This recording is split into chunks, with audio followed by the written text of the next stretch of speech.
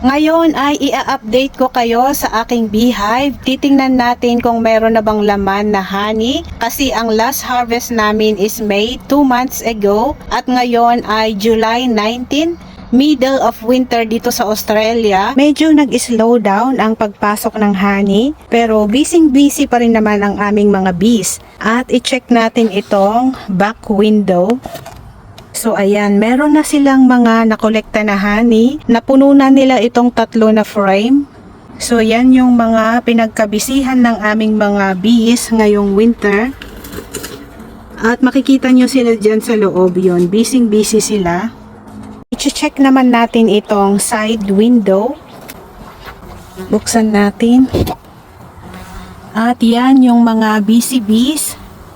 So makikita nyo, merong mga laman na nectar, yung mga honey cells.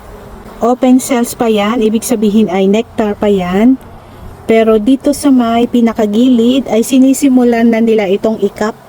Ibig sabihin yan ay natanggal na nila yung moisture content, kaya naging honey na siya. At pag once na nakap na at least 80% ng cells ay pwede na itong mai-harvest. Makikita nyo dito sa pinakagilid, meron silang bagong ginagawa na wax.